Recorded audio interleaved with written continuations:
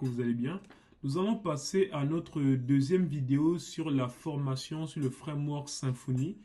Et nous allons voir, on va dire, l'essentiel du PHP Symfony pour développer des applications web.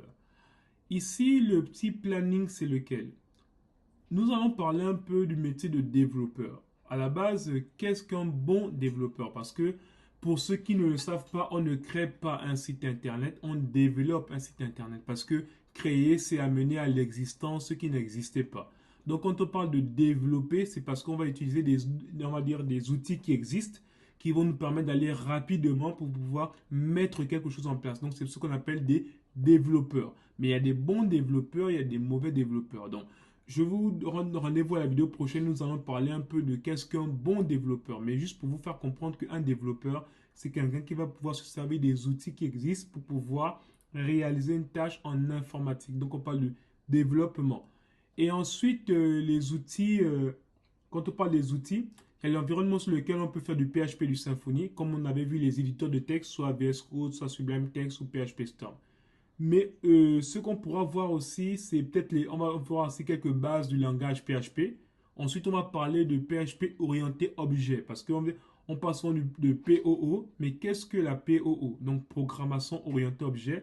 Nous allons voir ça aussi un peu plus tard. Ensuite, nous allons parler de ce qu'est un framework. Ensuite, parce qu'on parle de Symfony qui est un framework PHP, mais nous allons parler du framework, qu'est-ce qu'un framework et montrer un peu les différences avec une librairie ou des CMS. Ensuite, nous allons utiliser aussi, nous allons parler un peu plus en détail sur Composer. Donc, Composer, comme vous l'avez vu, c'est on va dire celui qui va nous permettre de gérer les dépendances des librairies qu'on va installer sur notre application. Ensuite, quand on va utiliser Symfony, on va installer Symfony, on va utiliser les composants de Symfony pour pouvoir réaliser pas mal de choses. Nous allons faire aussi la configuration pour la création de la base de données avec le fichier .env, donc .env. Ne vous inquiétez pas si pour le début ça ne vous parle pas, ça peut vous parler comme ça peut ne pas vous parler, mais au fur et à mesure de la formation, nous allons bien comprendre ces termes-là. Ensuite, nous allons voir notre première application. Donc, on va voir la structure de Symfony. Nous allons voir ensuite le routage. Après, on va voir le moteur de template Twig. Pour faire simple, un moteur de template, template, ça fonctionne un peu au HTML. C'est-à-dire, lorsque vous faites du HTML, du CSS sur une page. Mais le problème est que le HTML est statique. Le CSS aussi, il est statique. Donc, pour cela, pour rendre notre page HTML dynamique, qu'est-ce qu'on veut dire par dynamique? On veut parler des conditions sur le HTML, des boucles for sur le HTML. Bah, c'est pas possible. Mais grâce à Twig, ce sera possible de faire, c'est comme une sorte de simulation où on pourra faire maintenant du HTML, où on pourra mettre des boucles, des conditions et pas mal d'autres choses. On le verra. Nous parlerons aussi de Webpack encore, c'est-à-dire pour le front de notre application, pour optimiser cela.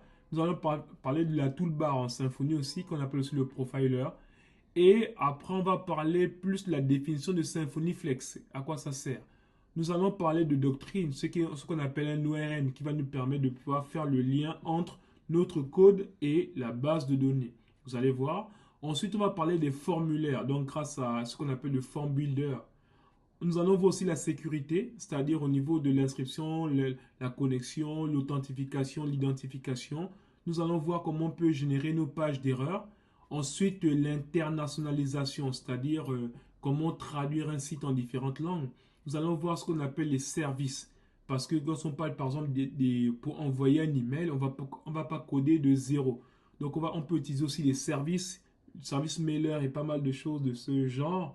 Ensuite, on va pouvoir déployer notre site en production. Donc, on appelle la mise en ligne. Donc, voilà ce qu'est notre programme concrètement. Et je vous donne rendez-vous à la vidéo prochaine. Merci.